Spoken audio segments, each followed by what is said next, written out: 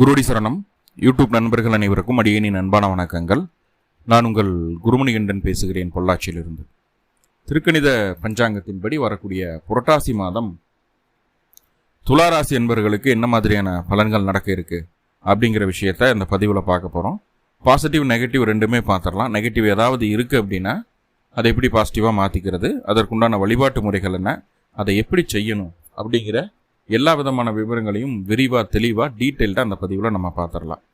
முதல்ல இந்த மாத துவக்கத்தில் என்ன கிரகநிலைகள் துலா ராசிக்கு இருக்குது, மேலும் இந்த மாதத்தில் என்னென்ன கிரகங்கள் பயிற்சி ஆகுது, அந்த கிரக பயிற்சியால் ஏற்படக்கூடிய மாற்றங்கள் என்னென்ன, இதன் அடிப்படையில் தான் இந்த பதிவானது பதிவு செய்யப்படுது.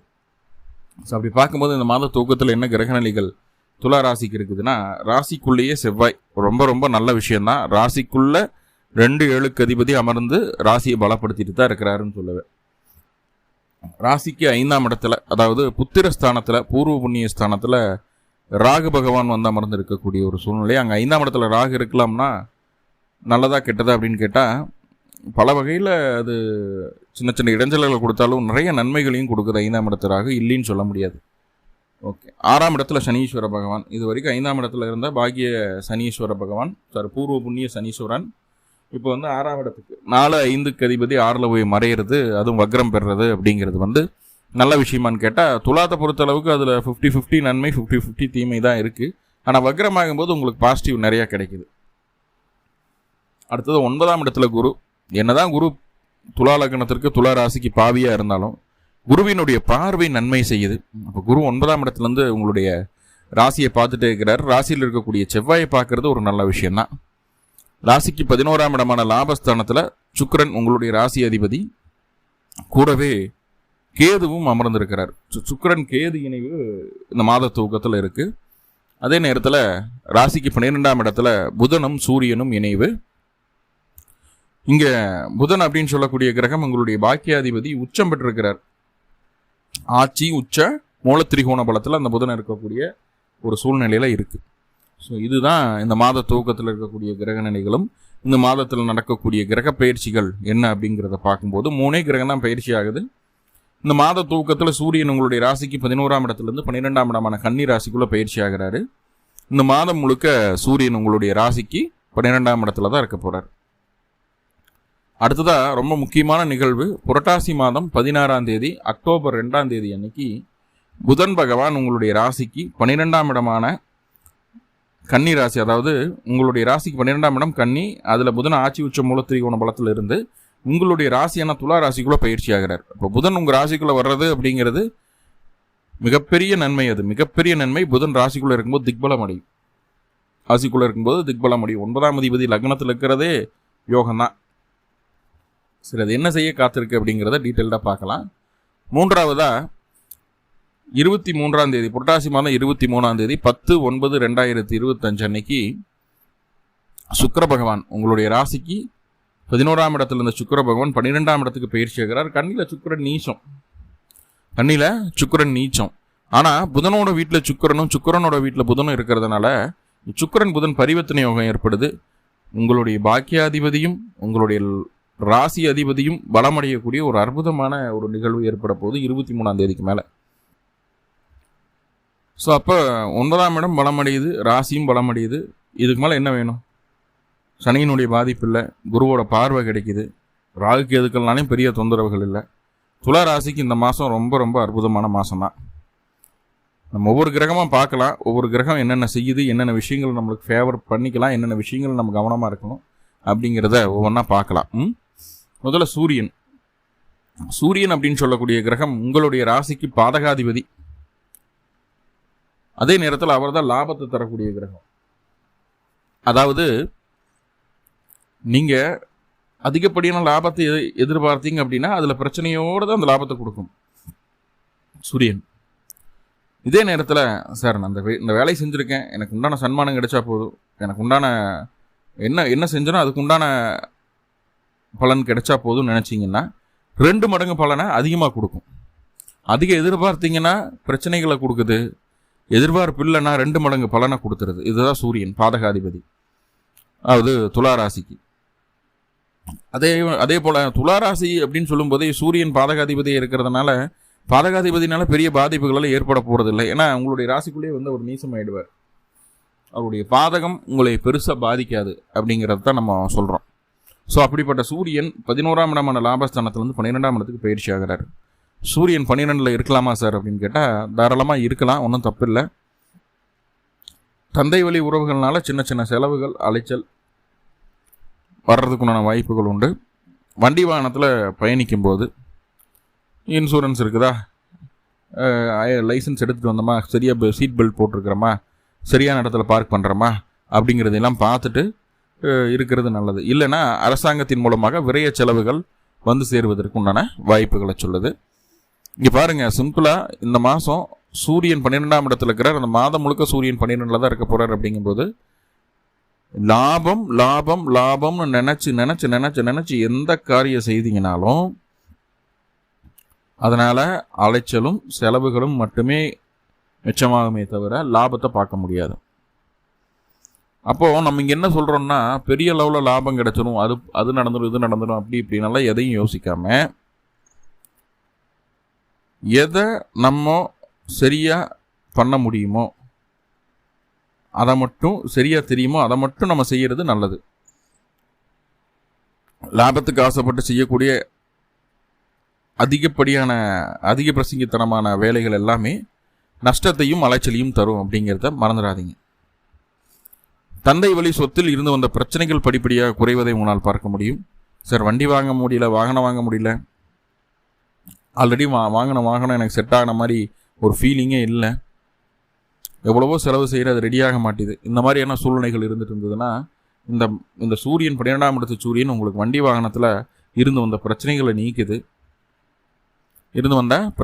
நீக்குது. வண்டி வாகனத்தில் ஒரு ஈடுபாடை ஏற்படுத்துது.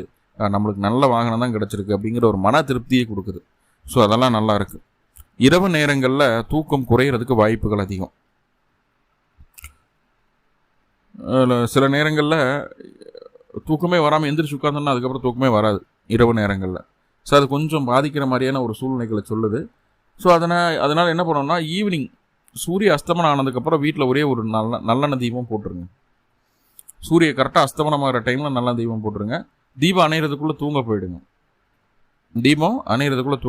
அப்போ தீபம் அணையிற அளவுக்கு 10-11 மணி வரைக்கும் எளிகிற அளவுக்கு எண்ணெய் ஊற்றி வச்சுட்டிங்கன்னா போதுமானது. ஸோ இது வந்து உங்களுடைய தூக்கத்திற்காக மட்டும் கிடையாது, கணவன் மனைவி உறவில் அந்த அந்யோன்யத்தை அதிகப்படுத்துவதற்காகவும் தான். ஏன்னா சூரியன் 12ஆம் இடத்துல இருக்கும்போது உங்களுடைய அந்த அந்தரங்க விஷயங்களை வாய்விட்டு வெளிப்படையாக இருவரும் பேசிக்கொள்ளக்கூடிய ஒரு சூழ்நிலை அமையும். கணவன் மனைவிக்குள்ள நல்லா புரிஞ்சுக்குங்க, வாய்விட்டு வெளிப்படையாக பேசிக்கொள்ளக்கூடிய ஒரு சூழ்நிலை அமையும். அதை நல்ல புரிதலோடு கேட்டு உங்களுடைய சந்தோஷமான அந்த லௌதிக வாழ்க்கையில் அடுத்த கட்டத்தில் நல்லபடியாக இருக்கணும். ஏன்னா அதனால் நிறைய டிவோர்ஸ் வருதுங்க ஓப்பனாக பேசினா. சரியா, ஜாதகத்தை பார்க்கும்போது இந்த கரெக்டாக அந்த கிரக நிலைகளெல்லாம் கிரக சேர்க்கைகளால் நல்லபடியாக இல்லைன்னா இந்த விஷயத்தினால மட்டுமே நிறைய பிரச்சனைகள் வருது, நிறைய டிவோர்ஸ் ஆகுது. இதனால் காசு பணமோ மற்றதெல்லாம் ரெண்டாம் பட்சம் தான். இந்த 12ஆம் பாவம் போக சுகம் அப்படிங்கிறது மட்டும்தான் பெரிய பிரச்சனையாக இருக்குது.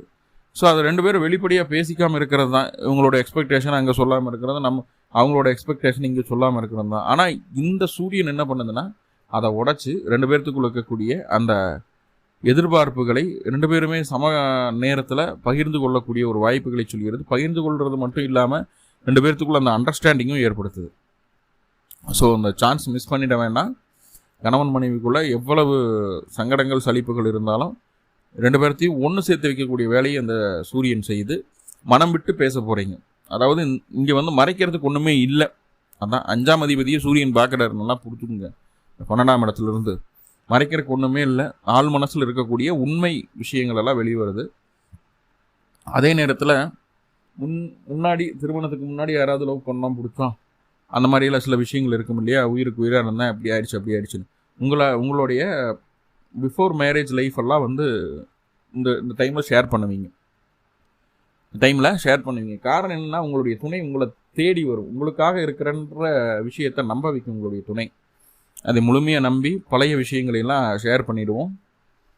இப்போதைக்கு அது பிரச்சனைகளை எதுவும் தர்றதில்லை. ஆனால் பின்னாட்களில் அது கண்டிப்பாக ஒரு நெகட்டிவான ஒரு சூழ்நிலையை உருவாக்கும். நீ கல்யாணத்துக்கு முன்னாடி அப்படி பண்ணவன் தானே, அப்படி பண்ணவ தானே அப்படிங்கிற ஒரு நெகட்டிவான ஒரு சூழ்நிலையை உருவாக்குது. ஸோ அதை மட்டும் நம்ம கொஞ்சம் கண்ட்ரோல்டாக இருந்துக்கிட்டா சரி. ஆஃப்டர் மேரேஜ் உங்களுடைய ரகசியங்கள் என்னவோ எதுனாலும் சரி அதை ஓப்பன் அப்பாக பேசுங்க, ஒன்றும் தப்பில்லை. ஆனால் பிஃபோர் மேரேஜ் அப்படி இருந்த இப்படி இருந்தங்கிறத பேச வேண்டாம். ஏன்னா அந்த சனி அப்படிங்கிறது அந்த பழமையை எடுத்து சொல்லும்போது அது வக்கரமாக இருக்குது, அதனால் பிரச்சனைகள் வர்றதுக்கும் வாய்ப்புகள் உண்டு. ரைட். வேற என்ன இந்த சூரியன் செய்கிறார் அப்படின்னு சொல்லி பார்த்துட்டிங்கன்னா, இது வரைக்கும் இருந்து வந்த பொருளாதார ரீதியான கஷ்டங்களை கொஞ்சம் குறைக்கிறாரு. எது தேவையுள்ள செலவு, எது தேவையில்லாத செலவு அப்படிங்கிறத அனலைஸ் பண்ண வைக்குது. தேவையுள்ள செலவுகளை அதிகப்படுத்திட்டும், தேவையில்லாத செலவுகளை முழுமையாக குறைக்கிறதுக்கு உண்டான வேலையை அந்த சூரியன் செய்யுது. இதுக்கு முன்னாடி அந்த கான்சியஸ் இல்லாமல் மொத்தமாக சம்பாதிச்சோம், மொத்தமாக செலவு பண்ணோம், உன்னி அந்த மாதிரி இருக்க அந்த ஒரு நல்ல அறிவை சூரியன் கொடுத்துட்டு போவார். சரி, வேறு என்ன நன்மைகள் அப்படின்னா, நன்மைகள் சொல்ல முடியும். ஒரு எச்சரிக்கை ஒரு விஷயத்த சொல்லலாம். என்னென்னா, மேலதிகாரிகள் மூலமாக தேவையில்லாத ஒர்க்லோடு உங்களுக்கு வந்து சேரும். நீ பண்ணுவேன்னு சொல்லிட்டு ஃபுல்லாக பொறுப்பை கொண்டு வந்து நம்ம மேலே திணிச்சிருவாங்க. ஸோ அப்போ அந்த வேலையில் கொஞ்சம் அலைச்சல்கள் அதிகமாக இருக்கிற மாதிரியான சில விஷயங்களை சொல்லுது. நம்மளை சுற்றி இருக்கிறவங்கெல்லாம் அந்த அளவுக்கு வேலை செய்யாமையே சம்பாதிக்கிறாங்க, ஆனால் நம்ம தான் காலிலேருந்து நைட்டு வரைக்கும் மாடாக உழைக்கிறோம் அப்படிங்கிற ஒரு குமுறல் மனசுக்குள்ளே வந்து போகும். இது எல்லாமே உங்களுடைய வளர்ச்சிக்காக தான். எல்லாமே உங்களுடைய 2 மாதத்தில் அதுக்குள்ள ரிசல்ட் தெரியும். இப்போ தான் கடமையை செய்யணும், பலன் எதிர்பார்க்கக்கூடாதுன்னு சொல்லியிருக்கிறேன் இல்லையா? 2 மாதத்தில் நல்ல ரிசல்ட் தெரியும். ஓகே, வேறு என்ன செய்ய காத்திருக்குது இந்த சூரியன் அப்படின்னு சொல்லி பார்த்துட்டிங்கன்னா, அந்த அலைச்சல் இந்த மாதிரி விஷயங்கள் இருக்கு இல்லைங்களா? பயணம் பண்ணக்கூடிய அத்தனை நபர்களுக்குமே உங்களுடைய தொழில் மார்க்கெட்டிங்காக இருக்கலாம், இல்லை ட்ராவல்ஸ் வச்சு நடத்தலாம், தொலைதூரம் பயணங்கள் மேற்கொள்ளக்கூடிய, இல்லை பயணம் மேற்கொண்டு தான் உங்களுடைய ஜீவனத்தை நடத்தணும், இடம் விட்டு இடம் மாதிரி இருக்கக்கூடிய நபர்களாக இருந்தீங்கன்னா கண்டிப்பாக இந்த மாதம் உங்களுக்கு மிகப்பெரிய ஜாக்பாட் இருக்குதுங்க. பொருளாதார ரீதியாக நம்ம நினச்சி கூட பார்க்க முடியாத அளவுக்கு ஏதாவது ஒரு அதிர்ஷ்டத்தை நம்மளுக்கு இது தந்துட்டு போயிடுது. ஸோ அப்படி ஒரு அற்புதமான ஒரு சூழ்நிலையை இது கிரியேட் பண்ணுது. நன்மைகளே நடக்கும். சரிங்களா? அப்போ இந்த ஃபீல்டில் இருக்கிறவங்க இடம் விட்டு இடம் மாறுறது, மார்க்கெட்டிங்கில், ட்ராவலிங்கில், ஒரு என்ன சொல்கிறது, ஒரு ஸ்விக்கியில் ஃபுட்டு டெலிவரி பண்ணக்கூடிய ஆளாக எப்படி இருந்தாலும் வாகனத்தை பயன்படுத்துகிறீங்க, இடம் விட்டு இடம் மாதிரி தினமும் அதே தான் பிஸ்னஸ்னால் கண்டிப்பாக உங்களுக்கு ஒரு நல்ல காலம் இந்த மாதத்தில் இருக்குது. ஒரு ப்ரொமோஷன் கிடைக்கலாம், ஒரு காம்ப்ளிமெண்ட்ரி கிடைக்கலாம், நல்ல வருமானம் கிடைக்கலாம், அந்த எதிர்பார்த்ததை விட சம்பளம் அதிகமாக கிடைக்கலாம். ஏதோ ஒரு வகையில் மன திருப்தி தரக்கூடிய சில சம்பவங்கள் நடக்க காத்திருக்கு. இரவு நேர தூக்கம் மட்டும் கொஞ்சம் கலைஞ்சு போயிடும். குலதெய்வ அனுகிரகம் இல்லாமல் போவது போன்ற ஒரு உணர்வு மனசுக்குள்ளே இருக்கும். அதை கொஞ்சம் பார்த்துக்குங்க. அடுத்ததாக புதன் உங்களுடைய ராசிக்கு 12ஆம் இடத்துல முதல் 16 நாட்கள் இருக்கிறாரு. 9, 12 அப்படிங்கும்போது தந்தை கொஞ்சம் உடல்நல தொந்தரவுகள் ஏதாவது இருந்தால் கூட அது சரியாயிடும். அதே போல தான் தந்தை வழி சொத்துக்கள் இருக்கக்கூடிய பிரச்சனைகளை படிப்படியாக சரி பண்ணுறதுக்கு உண்டான ஒரு வாய்ப்புகள் அது ஏற்படுத்துது. தந்தைக்கும் உங்களுக்கும் உண்டான உறவு நிலையில் ஒரு விரிசல் ஏற்படாமல் நல்லபடியாக பார்த்துக்குது. சப்போஸ் உங்களுடைய தந்தை கொஞ்சம் கஷ்டப்படுறாங்கன்னா எதை பற்றி யோசிக்காமல் எவ்வளவு காசு வேணும் செலவானாலும் பரவாயில்ல, அப்பாவுக்கு நம்ம தான் அவங்கள பார்த்துக்கணும் அப்படிங்கிற ஒரு முடிவுக்கு வருவீங்க. தந்தைக்காக மனம் விரும்பி ஒரு துளி சங்கடம் கூட இல்லாமல் செலவு பண்ணி அவங்கள நல்லா சேஃப்கார்ட் பண்ணக்கூடிய அளவுக்கு அந்த மனப்பக்குவம் அப்படிங்கிறது இந்த மாதம் உங்களுக்கு இருக்கும்.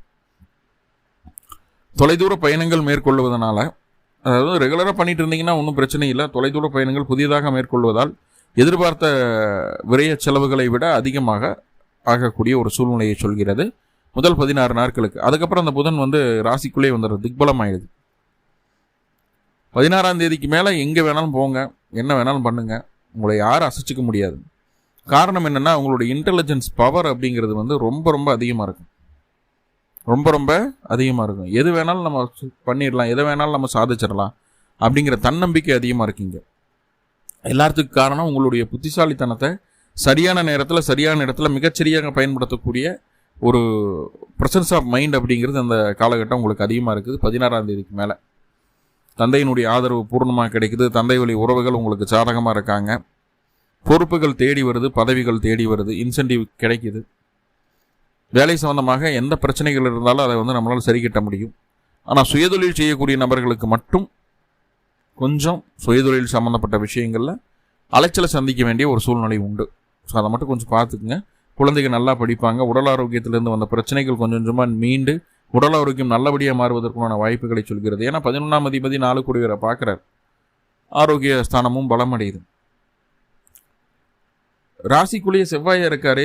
இது என்ன அப்படின்னு பார்த்துட்டிங்கன்னா, கணவன் மனைவிக்குள்ளே எவ்வளோ பிரச்சனை இருந்தாலும் உங்களுடைய வாழ்க்கை துணை உங்களை தேடி வந்துடும், உங்களுக்காக சப்போர்ட் பண்ணும். எப்படின்னா அவங்க டேர்ம்ஸ் அண்ட் கண்டிஷனோட தான் இருக்கும். நான் அதை செய்கிறேன், இதை பண்ணுறேன், இது இப்படி இருக்குது, அப்போ நீ இந்த கண்டிஷனுக்கு ஒத்துவட்டினா நான் கூட இருக்கேன் அப்படின்னு இயல்பாகவே மனசுக்குள்ளே வந்து எப்படியாவது கணவன் மனைவியாக ஒன்றா இருந்துடணும் அப்படின்னு மனசுக்குள்ளே இருக்கும் உங்களுடைய வாழ்க்கை துணைக்கு. ஆனால் நம்மக்கிட்ட விட்ற பில்டப்பா இந்த கண்டிஷனுக்கெல்லாம் ஓகேனா சொல்லு பார்க்கலாம், இல்லைன்னா அடுத்தால பார்க்குறேன் நான், இல்லைன்னா இப்படியே இருந்துடுறேன், என்ன சொல்கிறேன் அப்படின்னு மிரட்டுற மாதிரி தான் நம்மகிட்ட பேசுவாங்க. இயல்பாகவே துளாராசிக்கு 7ஆம் இடம் செவ்வாயினுடைய வீடாக இருக்கிறதுனால கொஞ்சம் மிரட்டக்கூடிய, கொஞ்சம் தைரியம் வாய்ந்த, என்ன சொல்கிறது, ஒரு பெண்ணாக இருந்தால் ஒரு ஆண் போல தைரியம் இருக்கக்கூடிய, உடல்வாக இருக்கக்கூடிய ஒரு பெண்ணு தான் மனைவியாகவே வர்றதுக்கு வாய்ப்பு உண்டு. அப்போ நம்மளை மிரட்டி பார்ப்பாங்க காலகட்டம். அவங்களுடைய கண்ட்ரோல், உங்களுடைய துணையோட கண்ட்ரோலில் நீங்கள் இருக்கணும் அப்படின்னு அவங்க நினைப்பாங்க. அதுக்காக சில டேர்ம்ஸ் அண்ட் கண்டிஷன்லாம் போடுவாங்க. சிம்பிளாக சொன்னால் இந்த காதில் வாங்கி அந்த காதில் விட்டு அடுத்த வேலை என்னமோ அதை பார்த்துட்டு போங்க. நீங்கள் அப்படி பண்ணிங்கனாலும் உங்கள் கூட தான் இருக்க போகிறாங்க. இல்லை அவங்க சொல்கிறத கேட்டு, அவங்க சொல்கிறது தப்பாகவே இருந்தாலும் பரவாயில்ல அதை கேட்டு செய்யணும்னு நினைப்பாங்க. தப்பாகவே இருந்தாலும் பரவாயில்ல கேட்டு செய்யணுன்ற ஒரு சூழ்நிலை வரும்போது அதுலேருந்து விலகி போனாலும் உங்கள் கூட தான் இருப்பாங்க. இல்லை அவங்க சொல்கிறத கேட்டாலும் உங்கள் கூட தான் இருப்பாங்க. உங்களுக்கு எது வேணும்னு நீங்கள் முடிவு பண்ணிக்கிங்க. ஏன்னா அது உங்களை விட்டு மாறுறதுக்கு உண்டான ஒரு சூழ்நிலை சொல்லு. நீங்கள் ஆணாக இருந்தாலும் பெண்ணாக இருந்தாலும் அப்படி தான். இது கணவன் மனைவி உறவுக்கு மட்டும் இல்லை, பிஸ்னஸ் பார்ட்னர்ஸ் இருக்காங்க இல்லையா, அவங்களுக்குள்ளேயும் இதே ஒரு சூழல் தான் நிலவி வருது இந்த மாதத்தில் அப்படிங்கிறது சொல்லுது. பொருளாதார ரீதியாக எந்த தடைகளும் ஒன்றும் பெருசாக தெரியல. குடும்ப உறவுகள் எல்லாமே உங்களுடைய கருத்துக்கு, உங்களுடைய எண்ணத்திற்கு முழு பக்கபலமாக இருக்காங்க. அவங்களுக்கு ஃபேவராக இருக்காங்க, அவ்வளோதான். அவங்களுக்கு ஃபேவராக இருக்காங்க. உங்களுடைய எண்ணங்கள், திட்டங்கள் எல்லாம் வளர்ச்சி பெறணும், நீங்கள் ஒரு நல்ல லெவலுக்கு போகணும் அப்படிங்கிறது உங்களுடைய குடும்ப உறுப்பினர்களுக்கு ரொம்ப முக்கியமான ஒரு விஷயமா இருக்குது. தந்தை வழி, தாயார் வழி பண உதவிகள் எல்லாம் கிடைக்குது. குடும்ப உறுப்பினர்களுமே நம்மளுக்கு தேவையான பணத்தை கொடுக்குறாங்க. தாயாரினுடைய மூத்த சகோதரம் நம்மளுக்கு சப்போர்ட்டிவாக இருக்குது. ஸோ இதெல்லாம் நல்லா இருக்குது. குடும்பம் அடுத்துக்கிட்ட வளர்ச்சியை நோக்கி போகுது. குடும்பத்தில் யாராவது ஒருத்தருக்கு திருமணம் ஆகிறதோ, குழந்தை பேர் பிறக்கிறதோ, இல்லை யாராவது ஒருத்தர் 2 வீலரோ 4 வீலரோ வீட்டுக்கு தேவையான பொருட்கள் வாங்கணும், இப்படி ஏதோ ஒரு டெவலப்மெண்ட்டு ஃபேமிலி ஓரியன்டாக நடக்க காத்திருக்கு.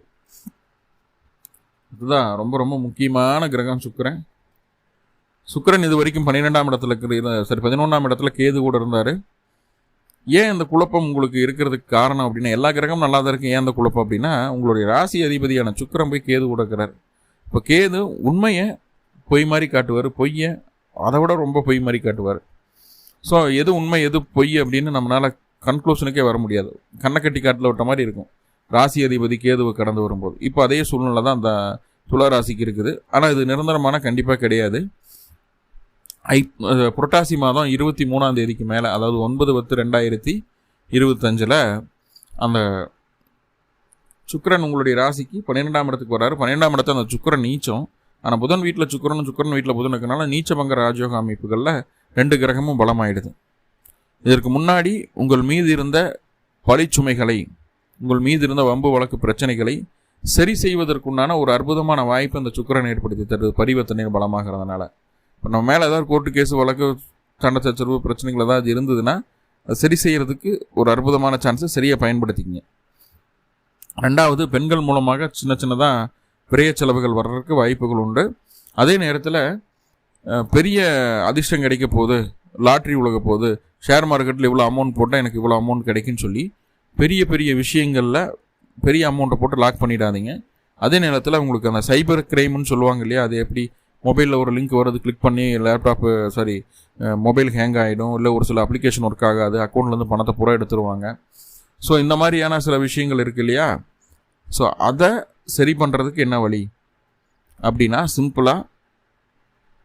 சிம்பிளாக காமாட்சி வழிபாடு செய்துட்டு வரலாம். ஏன் இந்த பிரச்சனை வருதுன்னா, சுக்கிரன் 12ஆம் இடத்துல இருக்கிறதுனால இந்த பிரச்சனை வருது. இது காமாட்சி வழிபாடு பிறந்த கிழமை அன்னைக்கும் பிறந்த நட்சத்திரத்தன்னைக்கும் மாலை நேரத்தில் சூரிய அஸ்தமனத்துக்கு அப்புறம் 2 நெய் தீபம் போட்டு காமாட்சி வழிபாடு செய்துட்டு வாங்க.